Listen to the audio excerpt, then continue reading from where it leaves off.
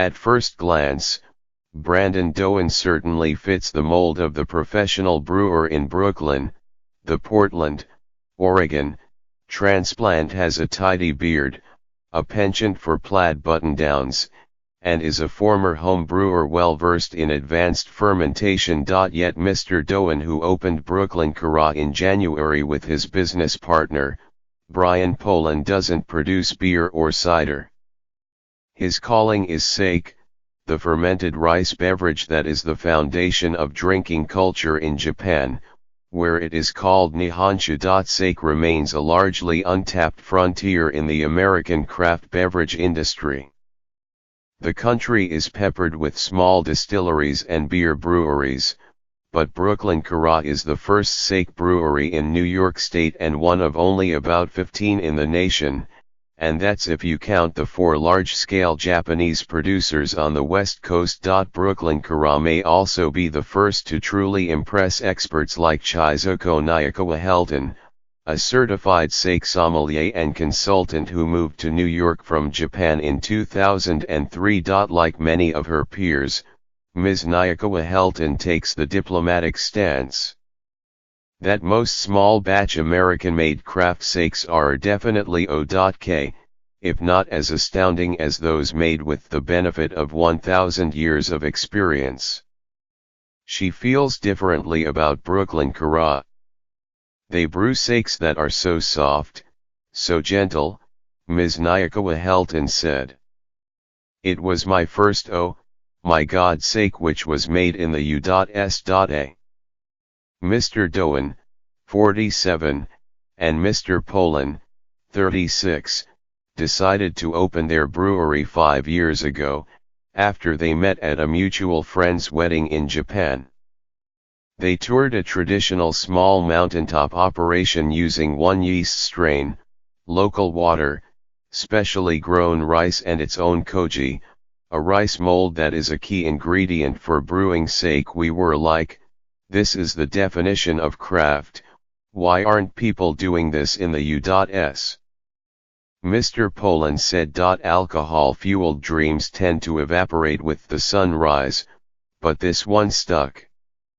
The two kept in touch even after Mr. Poland returned to New York, where he worked in analytics and technology for American Express, and Mr. Doan went back to Portland, where he was a biochemist for the Knight Cardiovascular Institute at Oregon Health and Science University. The first step was making sake at home, said Mr. Poland, and it was better than we expected it to be, especially the sakes made by Mr. Doan. He had both a rigorous science background and 20 years of home brewing experience, including experimentation with soy sauce, which is also made with a type of koji. Mr. Doan moved to Brooklyn in 2016, and last September they started outfitting their soaring space in the Industry City warehouse complex in Sunset Park. Kara refers to a warehouse where products like sake are traditionally made. Their fellow tenants now share the roasted chestnut and mushroom perfume of Aspergillus oryzae, or koji, growing on steamed, polished rice. Though it has the alcohol content of wine, sake is brewed more like a beer. Rice implanted with koji mold is slowly mixed with yeast, water, and more steamed rice, then fermented for several weeks. It's usually pressed to remove most but not all of the solids, after which it can be aged or filtered further. The heart of the month-long process is culturing the koji, Mr. Doan said. It's a multi-day, labor-intensive undertaking that begins when he shakes flakes of mold over many mountains of washed and steamed rice grown specifically for sake making. Mr. Doan and Mr. Poland plan to start with more traditional sake styles still new to most Americans, using their taproom to highlight how they're made. There, they serve shiboritate, or freshly pressed sake, and orizake, a pre-pressed sake still cloudy and creamy with microscopic particles of rice. They even let customers buy a clay mug of moromi, a thick, tart drink with still discernible grains straight from the fermenting tank. Mr. Doan eventually plans to also make more experimental styles, he said, citing the dry hop sake made by Setting Sun Sake Brewing Co. in San Diego. John Gauntner, the Tokyo sake educator who is considered one of the foremost English language experts on the drink, appreciates their initial focus on the basics.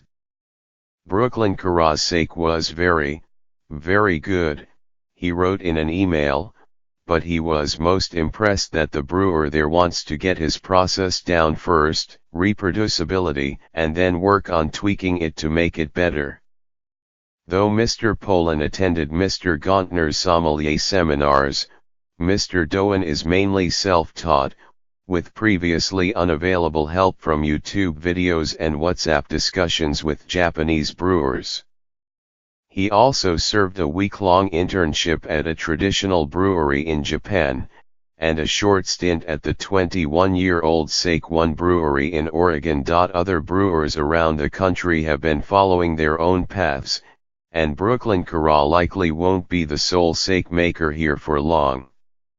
A company called Sake Brooklyn is working to find a space by the beginning of next year, and the Japanese producer Asahi Shuzo will soon break ground on a large-scale brewery in Hyde Park, NY near the Culinary Institute of America, which will work with them to develop a sake education program. It's all evidence of the drink's growing presence in the United States, said Timothy Sullivan, a sake educator and a founder of the New American Sake Association. The group will officially incorporate later this year with the aim of linking brewers, buyers, sommeliers, and others in the industry. Stronger connections are good news for Mr. Doan. The first thing I learned about sake brewing, he said, is I'll be learning about it for the rest of my life.